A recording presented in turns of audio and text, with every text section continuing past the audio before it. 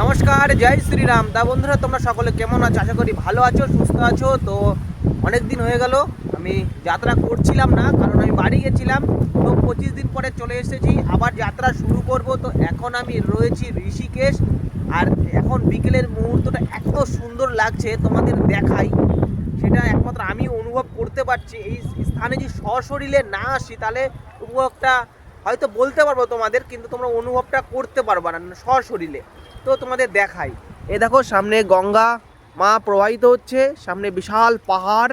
আর শুধু পাহাড়ই হবে এখন, তোমরা সকলে জানো কেদারনাথ, বদ্রীনাথ, আরও যে চার ধাম রয়েছে সম্পূর্ণ পাহাড়ের মধ্যে। আর এটা হচ্ছে 72 সিঁড়ি, একটা পরিচিত জায়গা।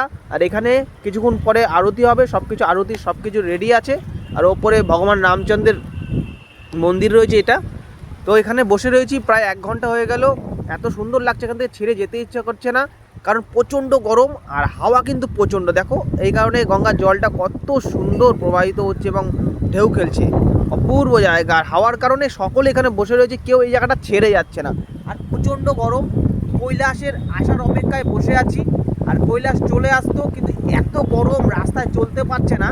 তো 10টার পরে 4টের সময় আবার রওনা হয়েছে। 30 কিলোমিটার, ফোন করেছিল আমাকে কিছুক্ষণ আগে, 30 কিলোমিটার বাকি। তো বললাম আজকে যেভাবেই হোক চলে আয় এই আশ্রমে, কারণ আশ্রমে 2 দিন রয়েছি। আশ্রমে তো বেশি দিন থাকা যায় না। তা আমাকে রুম দিয়েছে মাতাজি, খুবই ভালো। মানে কি বলবো, তোমাদের দেখিয়েছি আমি আগের ভিডিওতে আশ্রমটা। তো কৈলাস আসলে কালকে আমরা এখান থেকে বেরোচ্ছি। আর এখন আমরা কেদারনাথের দিকে যাচ্ছি না বদ্রীনাথের দিকে যাচ্ছি, সেটা আমি তোমাদের পরবর্তী ভিডিওতে জানাবো। তা বন্ধুরা, এবার থেকে কিন্তু তোমরা আবারও আমার ভিডিও দেখতে পাবা। তা বন্ধুরা, ভালো থেকো, সুখে থেকো, পাশে থেকো আমাদের। আর প্রেম থেকে লিখে যাও হর হর মহাদেব।